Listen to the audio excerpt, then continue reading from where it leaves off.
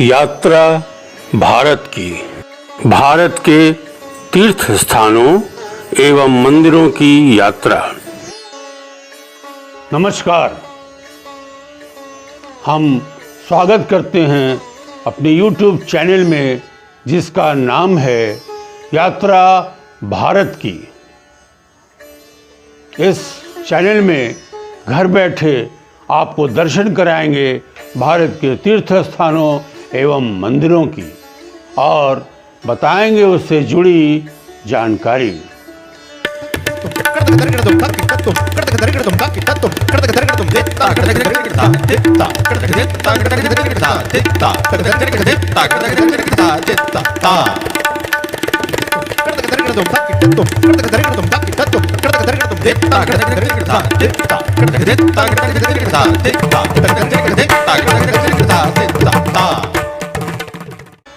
नमामि गंगे, पतित पावनी गंगा को हमारा नमन।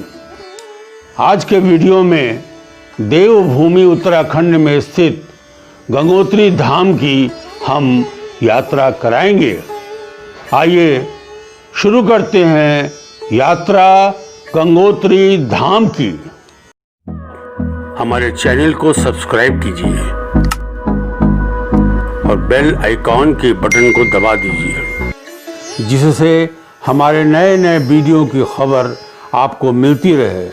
ये बिल्कुल फ्री है। यात्रा गंगोत्री धाम की भारतवर्ष के उत्तरी दिशा में स्थित है उत्तराखंड राज्य, जिसे कहा जाता है देवभूमि।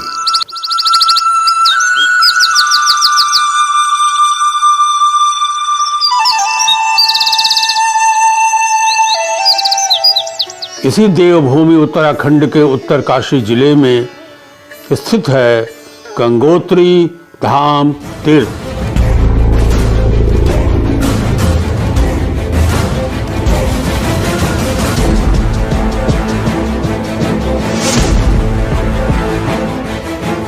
इसी गंगोत्री धाम तीर्थ से निकलती है पतित पावनी देव नदी गंगा,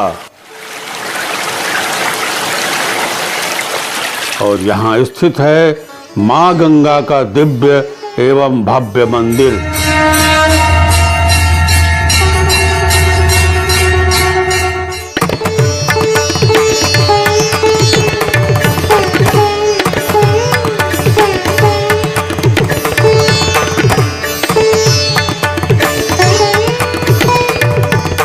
हिमालय की गोद में स्थित गंगोत्री धाम तीर्थ उत्तरकाशी से 100 किलोमीटर की दूरी पर समुद्र तल से 3140 मीटर की ऊंचाई पर है। पौराणिक मान्यताओं के अनुसार गंगोत्री धाम तीर्थ ही वह स्थान है जहां पर भगवान राम के पूर्वज इक्ष्वाकुवंशीय भगीरथ ने अपने पूर्वजों की आत्माओं की मुक्ति के लिए गंगा को स्वर्ग से धरती पर लाने के उद्देश्य से घोर तपस्या की थी। यही वो स्थान है जहाँ स्वर्ग से उतरने के बाद गंगा सबसे पहले पृथ्वी पर अवतरित हुई, और इसी स्थान पर गंगा के प्रबल वेग को नियंत्रण करने के लिए भगवान शंकर ने अपनी घुंघराली जटाओं को फैलाकर गंगा को अपनी जटाओं में धारण किया था।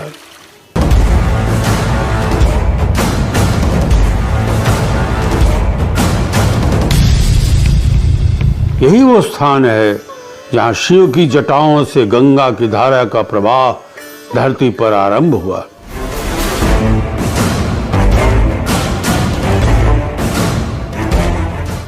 सर्वप्रथम गंगा का अवतरण इसी स्थान पर होने के कारण यह स्थान गंगोत्री नाम से प्रसिद्ध हुआ। यह स्थान गंगोत्री धाम तीर्थ कहलाया।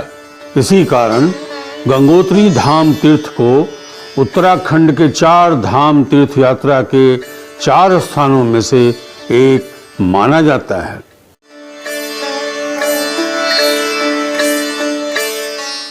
हर वर्ष मई से अक्टूबर के महीने में पतित पावनी माँ गंगा का दर्शन, पूजन, स्नान करने के लिए लाखों श्रद्धालु तीर्थयात्री यहाँ आते हैं।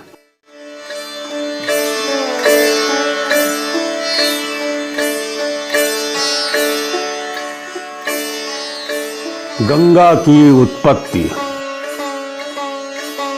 गंगा की उत्पत्ति के बारे में अनेकों पौराणिक कथाएं मिलती हैं। एक कथा के अनुसार जब भगवान विष्णु ने वामन रूप में राजा बलि से दान में 3 पग भूमि मांगी और आकाश नापने के लिए अपना एक पैर आकाश की ओर उठाया, तब ब्रह्मा ने विष्णु के चरण को आदर सहित धोकर उसका सारा जल अपने कमंडल में एकत्रित कर लिया। इस जल के तेज से ब्रह्मा के कमंडल में गंगा का जन्म हुआ और वह ब्रह्मा के संरक्षण में स्वर्ग में रहने लगी। दूसरी कथा के अनुसार ब्रह्मा के कमंडल का जल गंगा नामक युवती के रूप में प्रकट हुआ। इसी कारण गंगा को ब्रह्मा की पुत्री माना जाता है। तीसरी कथा के अनुसार भगवान विष्णु के पैर के पसीने की बूंदों से ब्रह्मा ने गंगा का निर्माण किया था। इसी कारण गंगा को विष्णुपदी भी कहा जाता है। चौथी कथा के अनुसार ब्रह्मलोक में रास करते हुए राधा कृष्ण इतने लीन हो गए कि दोनों मिलकर जल बन गए।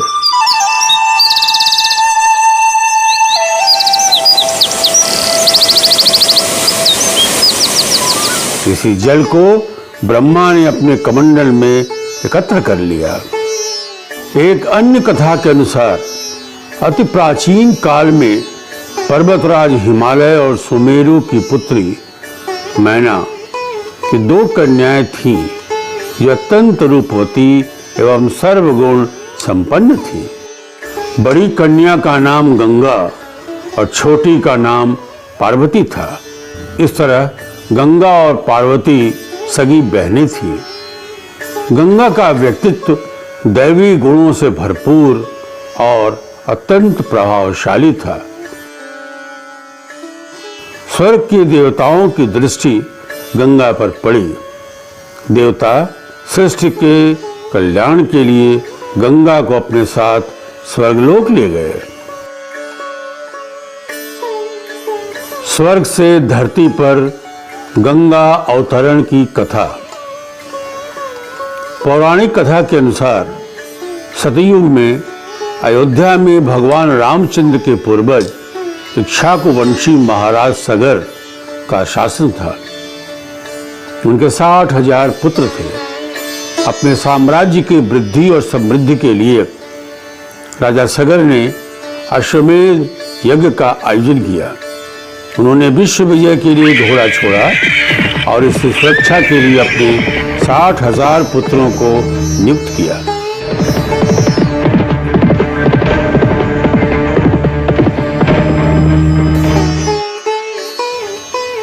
देवताओं के राजा इंद्र को भय हो गया कि अगर यह यज्ञ सफल हो गया तो उनका सिंहासन और देवलोक का सारा राज्य सगर के पास चला जाएगा।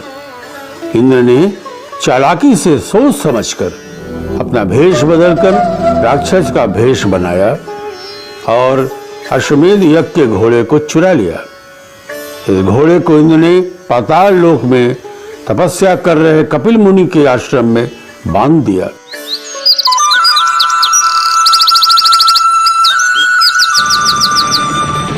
राजा सगर के 60,000 पुत्र इस घोड़े को खोजते खोजते जब कपिल मुनि के आश्रम में पहुंचे, घोड़े को वहां बंधा हुआ देखा। सगर के पुत्रों को लगा कि इस ऋषि ने ही यज्ञ का घोड़ा चुराया है। उन्होंने कपिल मुनि को घोड़े का चोर समझा और क्रोध में आकर उन्हें गालियां देने लगे। कपिल मुनि का ध्यान भंग हुआ। उन्होंने जैसे ही अपनी आंखें खोली राजा सगर के 60,000 पुत्र वहीं जलकर भस्म हुए।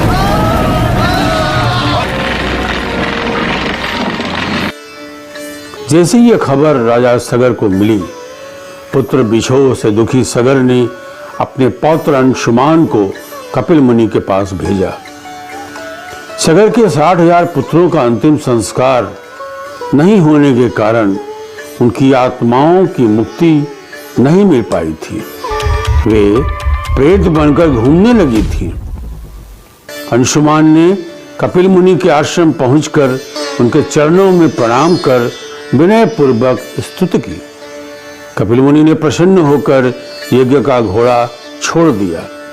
अंशुमान ने प्रार्थना कर अपने चाचाओं की मुक्ति का मार्ग पूछा।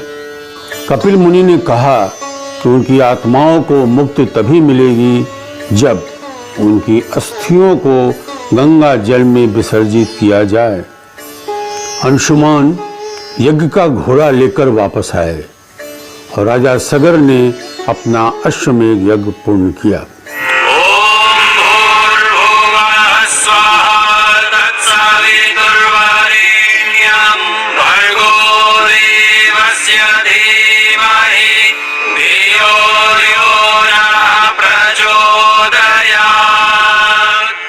इसके बाद अंशुमान ने अपने 60,000 चाचाओं की मुक्ति के लिए गंगा को स्वर्ग से धरती पर लाने का वरदान पाने हेतु कठिन तप किया, पर वे सफल नहीं हो पाए। इसके बाद अंशुमान के पुत्र दिलीप ने कई वर्षों तक तपस्या की, पर वे भी असफल रहे। तब राजा दिलीप के पुत्र भगीरथ ने प्रतिज्ञा की कि वे स्वर्ग में निवास करने वाली गंगा को पृथ्वी पर लाएंगे और उसके जल से अपने पूर्वजों को मुक्ति दिलाएंगे। गंगा को स्वर्ग से पृथ्वी पर लाने का वरदान प्राप्त करने के लिए भगीरथ ने हिमालय पर्वत पर कई 100 वर्षों तक ब्रह्मा की घोर तपस्या की।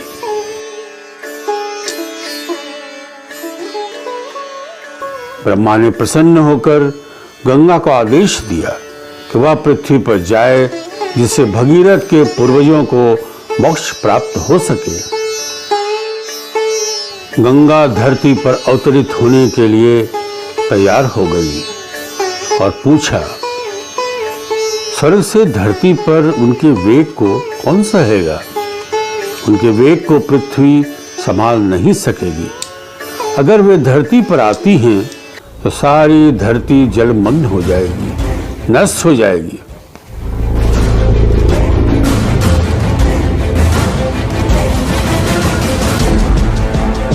तब ब्रह्मा ने भगीरथ से कहा, गंगा के वेग को संभालने की शक्ति केवल महादेव शिव के पास है, इसलिए तुम पहले शिव को प्रसन्न करो। तब भगीरथ ने शिव को प्रसन्न करने के लिए एक शिलाखंड पर खड़े होकर कठोर तप किया। भगवान शंकर प्रसन्न हो गए और उन्होंने गंगा के वेग को नियंत्रित करने का वचन दिया। भगवान शंकर के तैयार होने पर ब्रह्मा ने अपने कमंडल से गंगा की धारा को छोड़ा। गंगा भयंकर वेग के साथ स्वर्ग से धरती की ओर बढ़ी।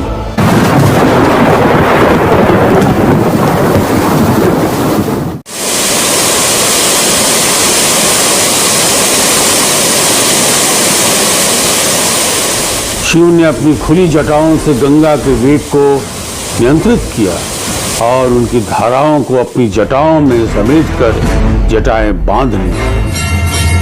जटा कटाह संभ्रमा भ्रमन्निलिम्प निर्झरी विलोल वीच वल्लरी विराजमान मूर्धनि। ओम नमः शिवाय।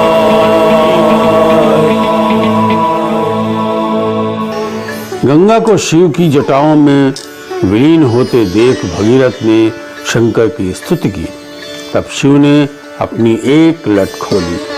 लट खोलते ही गंगा 7 धाराओं में बंटकर पृथ्वी की ओर प्रवाहित हुई। 7वीं और अंतिम धारा भगीरथ के पीछे पीछे चल पड़ी। भगीरथ के पीछे पीछे गंगा की धारा पाताल लोक तक गई और उसके जल से राजा सगर के 60,000 पुत्रों को मुक्ति प्राप्त हुई। गंगा ही एकमात्र ऐसी नदी है जो तीनों लोकों में बहती है, स्वर्गलोक, पृथ्वीलोक और पाताल लोक। इसी कारण गंगा को त्रिपथगा अर्थात तीनों लोकों में बहने वाली कहा गया है। भगीरथ के प्रयास से गंगा पृथ्वी पर आई, इसी कारण गंगा को भागीरथी भी कहा गया है। हिंदू पंचांग के अनुसार वैशाख महीने के शुक्ल पक्ष की सप्तमी के दिन ही गंगा स्वर्ग से धरती पर अवतरित होकर शिव की जटाओं में समाई थी। इसलिए इस दिन को ही गंगा की उत्पत्ति का दिन माना जाता है। इस दिन को गंगा सप्तमी के रूप में मनाया जाता है। शेष अगले भाग में। वीडियो देखने के लिए आपको बहुत बहुत धन्यवाद। यात्रा गंगोत्री धाम के अगले भाग में हम जानेंगे किसने बनाया गंगा जी का मंदिर, क्या है गंगा जी की पालकी, क्या है गोमुख, किसे कहते हैं भागीरथी नदी, कैसे पहुँचे गंगोत्री धाम। देखते रहिए यात्रा भारत की।